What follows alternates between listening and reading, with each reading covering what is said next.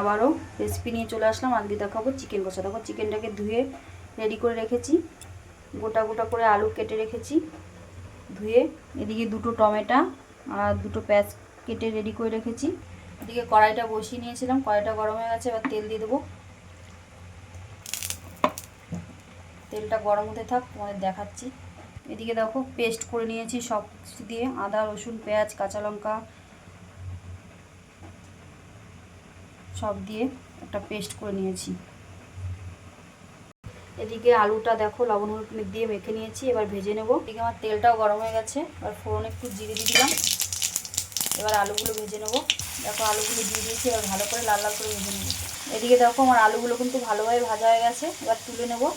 তুলে নিয়েছি, এবার কেটে রাখা পেঁয়াজ কুচিগুলো দিয়ে দেবো তেলের মধ্যে। দেখো দিয়ে দিয়েছি, এবার একটু লাল লাল করে ভেজে নেব। দেখো এদিকে পেঁয়াজটা লাল লাল করে ভেজে নিয়েছি, এবার টমেটো কুচিগুলো দিয়ে দেবো।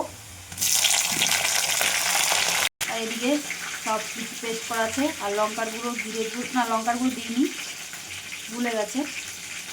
কাঁচা লঙ্কা দিয়েছি আর পাকা লঙ্কা দিয়েছি। আর এর মধ্যে এখন হলুদ গুঁড়ো জিরের গুঁড়ো আর একটু লবণ আর ধনে গুঁড়ো দিয়ে দিয়েছি। এবার পেস্টটা দিয়ে দেবো। দেখো দিয়ে দিয়েছি সব, এবার ভালো করে কষে নেব। যত কষাবো তত ভালো হবে মাংসটা খেতে। মশলাটা ভালো করে ভেজে না দিলে কাঁচা গন্ধ বেরোলে খেতে ভালো হয় না, যার জন্য ভালো করে ভেজে নেব। এদিকে দেখো মশলাটা প্রায় কষানো হয়ে গেছে, এবার একটু সামান্য চিনি দিয়ে দেবো।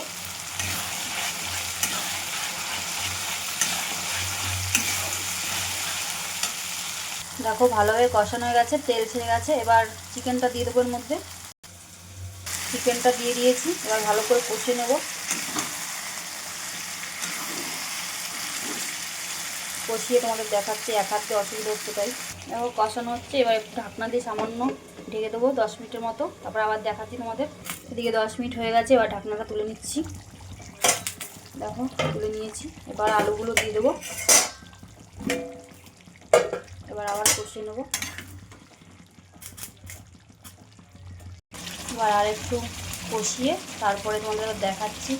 এদিকে আমার কষানো হয়ে গেছে, এবার সামান্য একটু জল দিয়ে দেবো।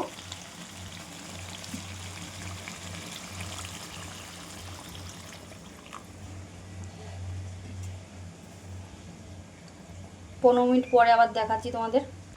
এদিকে দেখো আমার চিকেনটা হয়ে গেছে, এবার একটু গরম মশলা দিয়ে দিলাম। এবার একটু ফুটিয়ে নামিয়ে দেবো। তাহলে তোমাদের আজকের রেসিপি দেখিয়ে দিলাম। ভালো লাগলে অবশ্যই লাইক কমেন্ট করে বলবে কেমন হয়েছে। এদিকে আমার চিকেনটা হয়ে গেছে, এবার নামিয়ে দেবো। দেখো নামিয়ে নিয়েছি, হয়ে গেছে। তাহলে আজকের রেসিপি এই পর্যন্ত। কালকে আবারও কোনো রেসিপি নিয়ে তোমাদের সামনে আসবো, আর বলবে কেমন হয়েছে। টাটা সবাইকে।